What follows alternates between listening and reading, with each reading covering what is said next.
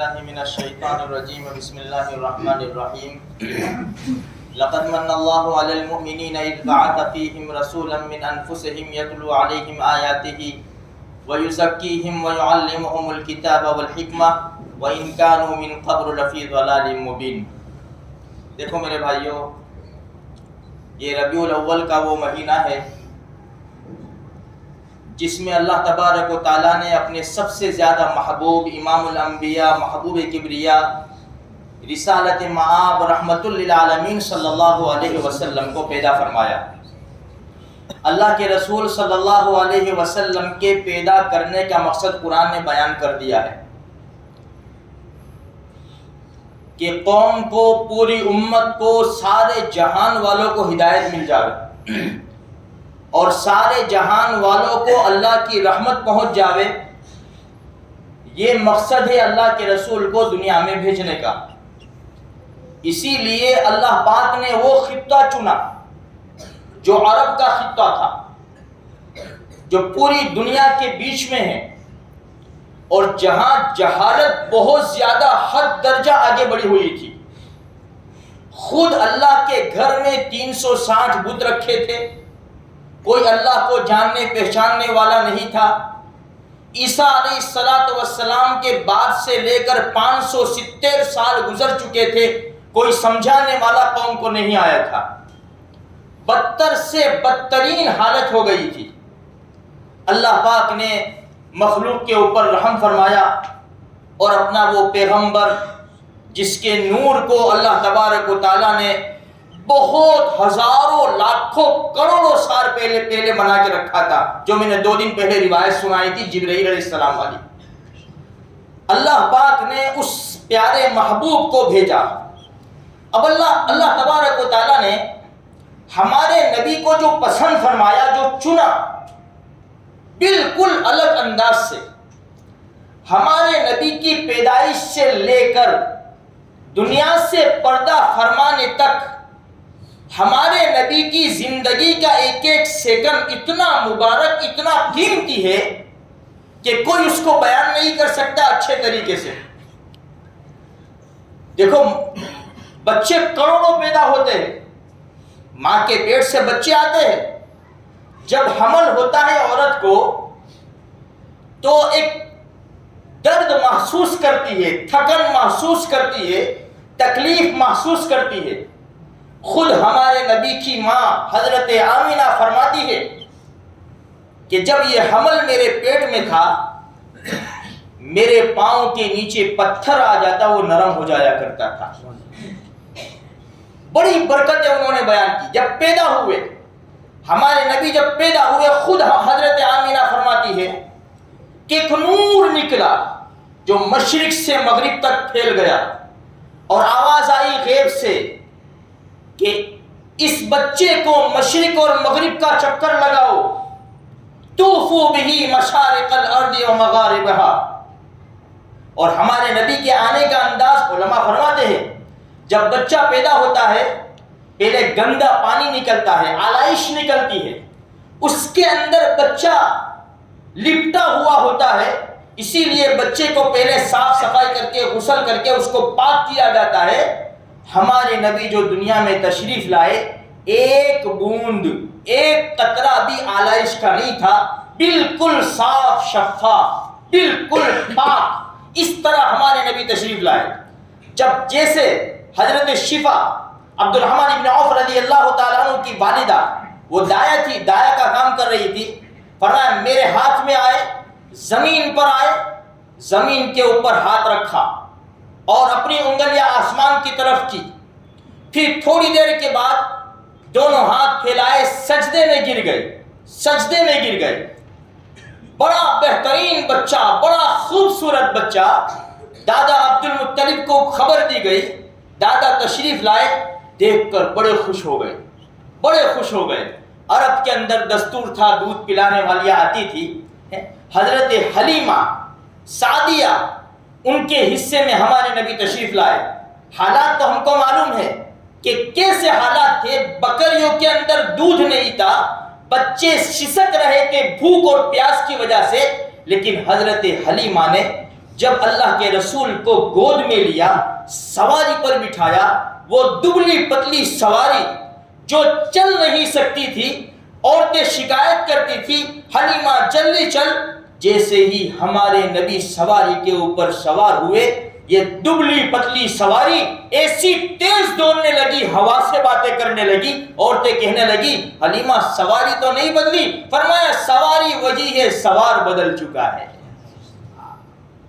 حلیمہ نے لیا، حلیمہ سعدیہ نے لیا، زندگی بدل گئی۔ ہم بھی اپنے آقا کے طریقے لے لیں گے، ہماری بھی زندگی بدل جائے گی۔ ہم ابھی کشمکش میں زندگی گزار رہے ہیں، ہمارے حالات تو دیکھو کیسے ہیں، پھر بھی اگر ہم اپنے نبی کے طریقوں کو نہ اپنائیں میرے بھائیوں تو قصور ہمارا ہے، مجرم ہم ہیں۔ مکہ کے اندر قحط پڑا، قحط۔ ابو طالب کے پاس لوگ آئے، کہا ابو طالب سے کہ قحط پڑا ہوا ہے، لوگ پریشان ہیں، گلیوں میں بھوک پیاسوں کی آوازیں لگ رہی ہے، بچے سسک رہے ہیں، جانور مر رہے ہیں، چلو بیت اللہ چلو اور وہاں جا کر دعا کرو۔ تو روایات میں آتا ہے ابو طالب نکلے، ایک معصوم بچے کو لے کر، ان کی انگلی پکڑی ہوئی تھی بچے نے، وہ بچے کا چہرہ ایسا دمک رہا تھا، ایسے چمک رہا تھا جیسے سورج چمکتا ہے اور چاند چمکتا ہے، اس طرح بچے کا چہرہ چمک رہا تھا۔ ابو طالب ان کو لے کر آئے، سارے لوگ ساتھ میں تھے، بیت اللہ کے پاس آئے، بیت اللہ کے پاس، بیت اللہ کی دیوار سے اس بچے کی پیٹھ لگائی۔ ہمیں حکم کیا ہے؟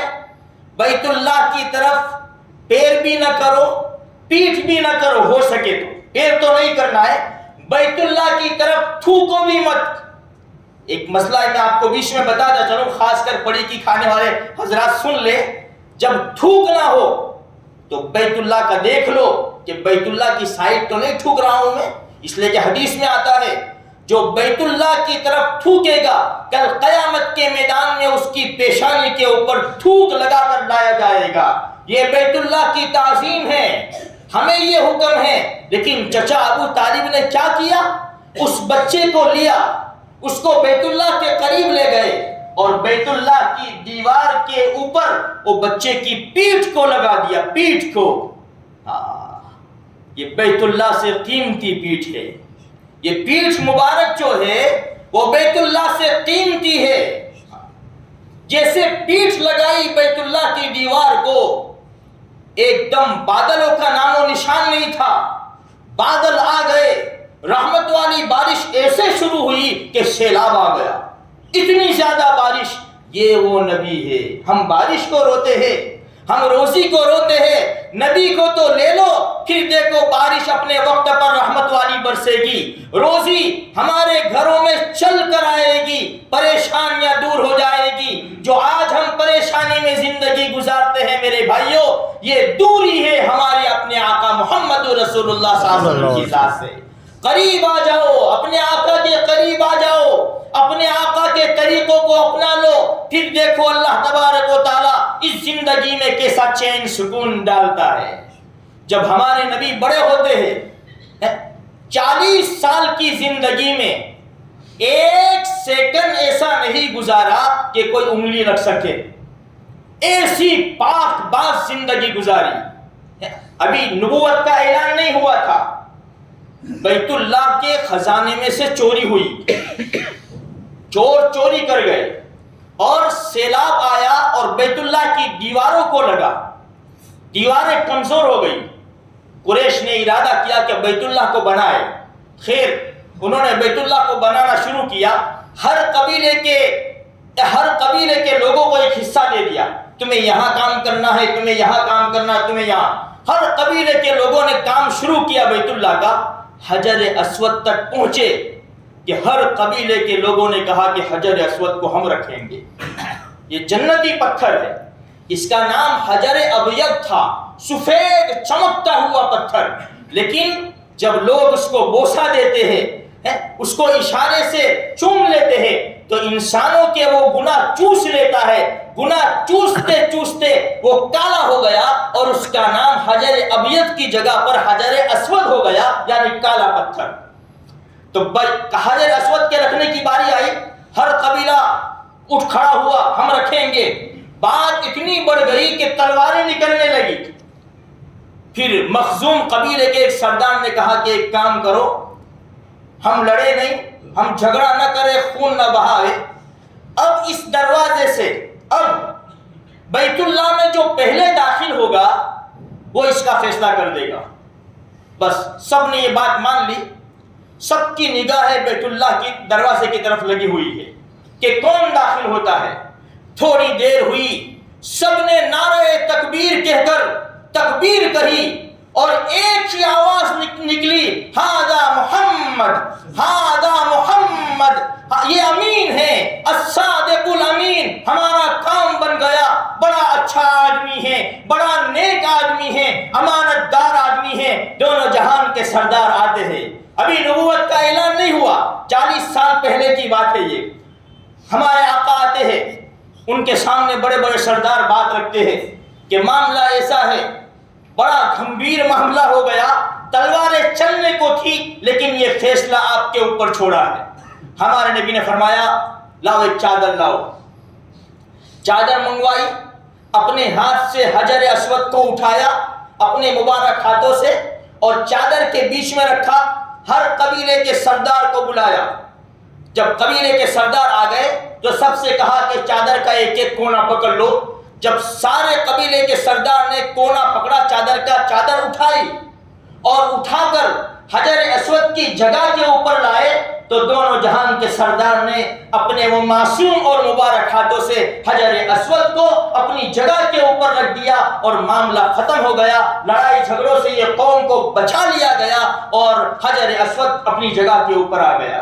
یہ ہمارے نبی کے کارنامے ہیں۔ مسئلہ یہ ہے ہماری قوم کا، ہمارا مسئلہ یہ ہے، ہم صرف پیدائش یاد رکھتے ہیں، ہم صرف پیدائش یاد رکھتے ہیں، پیدائش کی خوشیاں منا لیتے ہیں، لیکن ساری زندگی، ہمارے نبی کی زندگی کے بہت زیادہ شعبے ہیں۔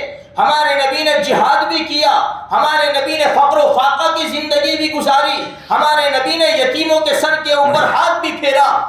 کوئی آواز آتی تھی، آواز دھماکہ ہوا تو سب سے پہلے محمد رسول اللہ صلی اللہ علیہ وسلم نکلتے۔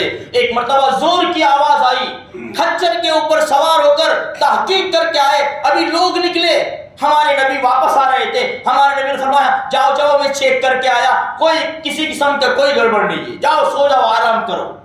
ہمارے نبی کے بہت زیادہ شعبے ہیں۔ ہمارے نبی کو اللہ پاک نے بھیجا ہدایت کے لیے کہ قوم کو ہدایت مل جاوے۔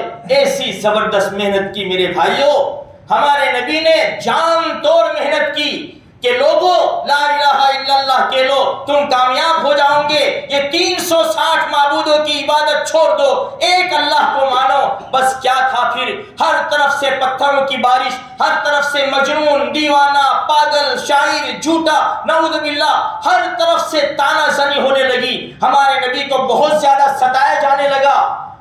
ہمارے نبی نے سوچا کہ چلو ایک کام کرتا ہوں، یہاں لوگ بات نہیں مانتے، میں طائف چلا جاتا ہوں۔ ہم کیا سمجھتے، طائف گئے چلے آئے، مکہ سے طائف 60 میل ہے، 60 میل۔ الرحیق المختوم کتاب میں لکھا ہوا ہے یہ 60 میل کا جو سفر ہے نا، امام الانبیاء نے، محبوب کبریا نے، جس کے صدقے میں کائنات کا ذرہ ذرہ بنا ہے، جس کے صدقے میں اللہ پاک نے زمین میں پیٹرول ڈالا ہے، سونے چاندی کی ٹانیں بنائی ہے، ہر چیز کو اللہ پاک نے نوازا ہے، یہ امام الانبیاء محبوب کبریا 60 میل کا سفر اپنے غلام کو لے کر، زید ابن حارثہ رضی اللہ تعالیٰ عنہ کو لے کر پیدل سفر طے کیا۔ پیدل چل کے گئے ہیں 60 میل۔ 1 میل کا 1.5 کلومیٹر ہوتا ہے، 90 کلومیٹر، تقریباً احمد آباد سے 10 کلومیٹر پہلے 90 کلومیٹر کا سفر، پیدل سفر طے کیا ہے۔ کس لیے طے کیا؟ لوگوں کو ہدایت مل جا رہے۔ میں جس مقصد کے لیے بھیجا گیا ہوں وہ مقصد میں پورا اتر آؤں۔ بہت امیدیں لے کر طائف میں داخل ہوتے ہیں، اور جب طائف پہنچے چل کر، جتنے قبیلے راستے میں آئے جتنے خاندان آئے سب کو دعوت دی ہمارے نبی نے، لوگوں ایک اللہ کو مان لو، لوگوں ایک، کسی ایک نے بھی نہیں مانا راستے میں۔ جب طائف کے اندر پہنچے پوچھا کہ کون ہے؟ کہا 3 بڑے بڑے سردار ہیں، عبد یا لیل، مسعود اور حبیب، یہ 3 بڑے بڑے سردار ہیں، تینوں سگے بھائی، اگر یہ مان لیں گے پوری قوم مان لے گی۔ تو سب سے پہلے عبد یا لیل کے پاس گئے اور کہنے لگے بھائی میں اللہ کا نبی ہوں، اللہ نے مجھے نبی بنا کر بھیجا ہے، میرے اوپر وحی آتی ہے، میری بات مان لو، تم دنیا میں بھی کامیاب ہو جاؤں گے، آخرت میں بھی کامیاب ہو جاؤں گے۔ جواب کیا دیا اس نے؟ ایک جملہ بولا جس کا اردو میں ترجمہ یہ کیا ہے کہ اگر تو نبی ہے نا تو بیت اللہ کے پردے کو میں پھاڑوں، یعنی جس طرح بیت اللہ کا پردہ پھاڑنا ممکن نہیں ہے تیرے کو نبی تسلیم کرنا ممکن نہیں ہے، چل نکل۔ ہمارے نبی دوسرے بھائی کے پاس گئے تو کہنے لگا دوسرا بھائی کہ کیا اللہ کے سوا تجھے کوئی ملا نہیں؟ تیسرے کے پاس گئے، اس نے کہا میں تجھ سے بات کرنا نہیں چاہتا، اگر تو سچا ہے اور میں تیری تکذیب کروں گا میرے اوپر عذاب آ جائے گا، اور اگر جھوٹا ہے تو جھوٹے آدمی سے میں بات نہیں کرتا۔ تینوں نے بات نہیں مانی۔ ہمارے نبی نے کہا، رحمت والے نبی نے کہا بھائی یہ بات اس کو دبا کے رکھنا، یہ کسی سے اس کا تذکرہ مت کرنا۔ 10 دن رہے، 10 دن طائف جا کے چلے نہیں آئے، 10 دن اجنبی شہر کے اندر، دونوں جہان کے سردار، جہاں کوئی پہچاننے والا نہیں، کوئی پناہ دینے والا نہیں، کوئی یار و مددگار نہیں، 10 دن، آج 10 منٹ کے لیے خدا کے دربار میں اے سی کے اندر نماز پڑھنے مسلمان نہیں آتا، اور کیا کہتا ہے میں محمد رسول اللہ کا عاشق ہوں، دیکھ تو صحیح تیرے نبی نے کیا تکلیفیں برداشت کی ہے۔ 10 دن رہے، جب نکلنے کا ارادہ کیا کسی نے بات نہیں مانی تو ان بڑے بڑے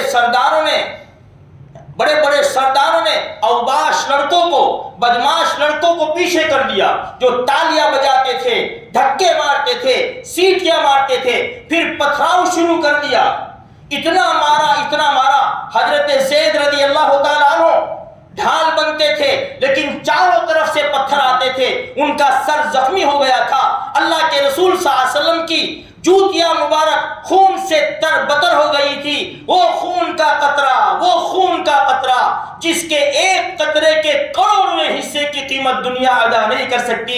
حضرت ابو سعید خدری رضی اللہ تعالیٰ عنہ کے والد، میں نے کل سنایا تھا، مالک بن سنان نے غزوہ احد میں جب اللہ کے رسول کو خون نکلا تو چوس لیا، ہمارے نبی نے فرمایا مالک خون کو تھوک دو، حضرت مالک بن سنان نے فرمایا خدا پاک کی قسم یہ خون زمین پر میں نہیں ڈال سکتا، ہمارے نبی نے فرمایا جنتی آدمی دیکھنا ہو تو اس کو دیکھ لو۔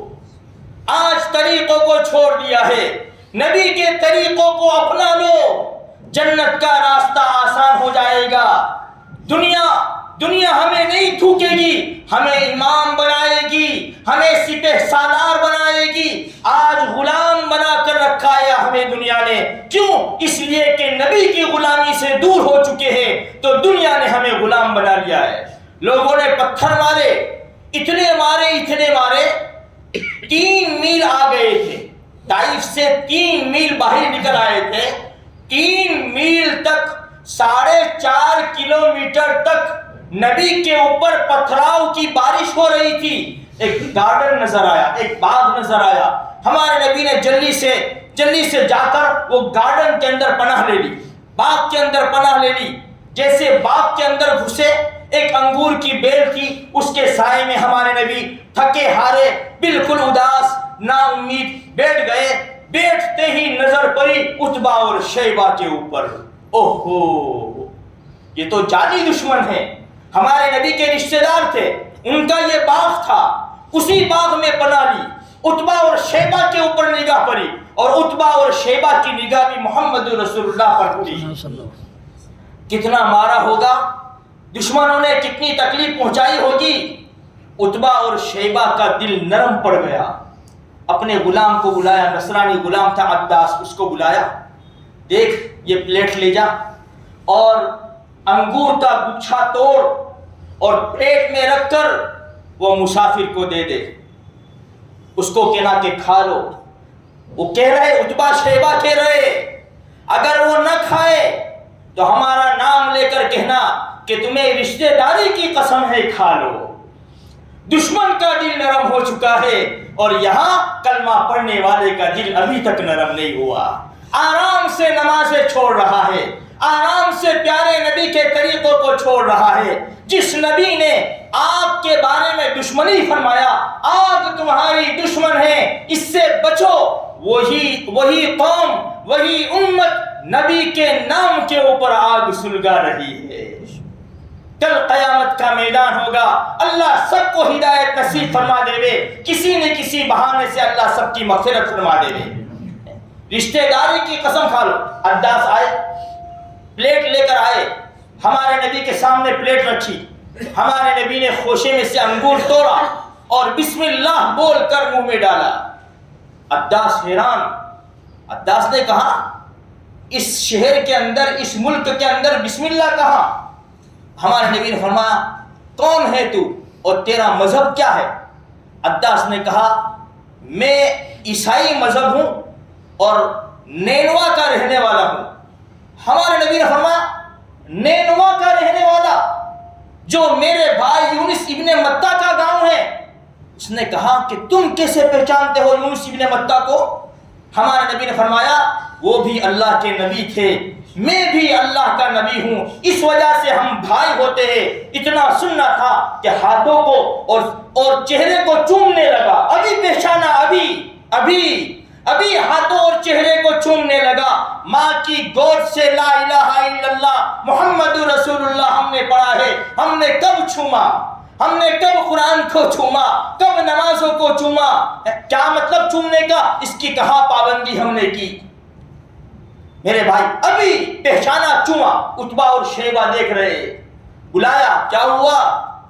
تو کہنے لگا عداس، یہ 5 منٹ کے اندر کہنے لگا کہ آقا یہ وہ ہستی ہے کہ اس سرزمین کے اوپر، پوری دنیا میں اس سرزمین کے اوپر ان جیسا برکت والا آدمی نہیں ملے گا۔ تو عتبہ شیبہ نے کہا جا اپنا کام کر، تو تیرا مذہب اس سے اچھا ہے، تجھے وہ گڑبڑ میں نہ ڈال دے گے۔ وہاں سے پھر نکلے، وہاں سے پھر نکلے، تھوڑا آگے چلے، ایک بادل دکھا، بادل۔ اللہ کے رسول کی نظر پڑی تو جبریل اندر سے آئے، جبریل کے ساتھ ایک فرشتہ ہے۔ جبریل نے کہا السلام علیکہ یا رسول اللہ، فرمایا اے اللہ کے رسول تم پر سلامتی ہو، یہ پہاڑوں کا فرشتہ ہے، اس کے ذمے پہاڑوں کی خدمت ہے۔ یا رسول اللہ آپ کہے پہاڑوں کو ملا دیا جائے، اللہ پاک نے سب دیکھا جو تمہارے ساتھ ہوا، تمہارے کو قوم نے جو مارا ہے، جو تکلیف پہنچائی ہے، جو مصیبتیں تمہارے اوپر اللہ نے سب دیکھا، یہ فرشتے کو بھیجا ہے، تم کہو پہاڑوں کو ملا دیا جائے اور سب کو کچل دیا جائے۔ وما ارسلناک الا رحمت للعالمین، لیکن یہ تو رحمت والے نبی تھے نا۔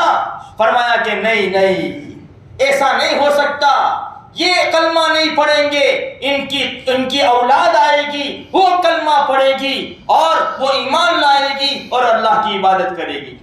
آج اللہ کے رسول بد دعا کرتے تھے، طائف کھنڈر نظر آتا، لیکن آج سعودی کے اندر طائف بڑا خوبصورت شہر ہے، اللہ ہم سب کو وہاں کا دیدار نصیب فرما دے۔ تو کہنے کا مقصد یہ ہے میرے بھائیوں، ایک مرتبہ آپ نماز پڑھ رہے تھے، چھوٹا سا قصہ، نماز پڑھ رہے تھے، مشرکین بیٹھے ہوئے تھے، کسی نے کہا کہ فلاں جگہ کے اوپر اونٹ ذبح ہوا ہے، کون جائے گا اور اس کی اوجری لا کر جب یہ سجدے میں جائے محمد اس کی پیٹھ کے اوپر کون ڈالے گا؟ تو بدبخت انسان عقبہ ابن ابی معیط اٹھا، فرمایا یہ کام میں کروں گا۔ اس نے کہا، وہ گیا اوجھڑی لے کر آیا اونٹ کی اور ہمارے نبی کے پاس کھڑا ہو گیا۔ جب سجدے میں گئے اس نے دونوں کندھوں کے درمیان پیٹھ کے اوپر رکھ دی، وہ اوجھڑی رکھ دی، اتنی بھاری اوجھڑی تھی، جب تک پیٹھ کے اوپر اوجھڑی رہی ہمارے نبی نے سر نہیں اٹھایا۔ کسی نے حضرت فاطمہ الزہرا رضی اللہ تعالیٰ عنہ کو خبر دی، وہ دوڑتی ہوئی آئی، بھاگتی ہوئی آئی, اپنے پیارے ابو کے پیٹھ مبارک سے وہ اوجڑی کو ہٹایا, پھر ہمارے نبی نے سر اٹھایا اور لوگوں کو برا بھلا انہوں نے کہا. میرے بھائیوں, یہ تکلیفیں ہم بھول گئے, یہ فقر و فاقہ ہمارے نبی کا ہم بھول گئے, یہ محنتیں بھول گئے. ہم نے یاد رکھا تو بس پیدائش کا دن یاد رکھا. ہمارے نبی کا صرف ایک دن نہیں ہے, ہمارے نبی کی 63 سالہ زندگی ہے, اس میں بہت کچھ ہوا ہے. میرے بھائیوں, اگر ہم آنکھوں کا تارا بننا چاہتے ہیں, ہم اپنے نبی کے ہاتھوں حوض کوثر پینا چاہتے ہیں, ہم شفاعت چاہتے ہیں, تو آج سے ہی ہم نیت کریں کہ ہم اللہ کے رسول کی بتائی ہوئی باتوں کے اوپر عمل کریں گے انشاءاللہ. ہماری نمازیں نہیں جائے گی انشاءاللہ, ہماری زبانوں کے اوپر جھوٹ نہیں آئے گا, ہم سود نہیں کھائیں گے, ہم حرام نہیں کھائیں گے. یہ عہد کرو, یہ پیمان کرو, اللہ بھی راضی ہو جائے گا, اللہ کے رسول بھی راضی ہو جائیں گے, دنیا کی زندگی بھی آسان ہو جائے گی, آخرت کے مراحل بھی آسان ہو جائیں گے. اللہ تبارک و تعالیٰ کہیں سنی باتوں کے اوپر ہم سب کو مل کر عمل کرنے کی توفیق عطا فرمائے. آمین.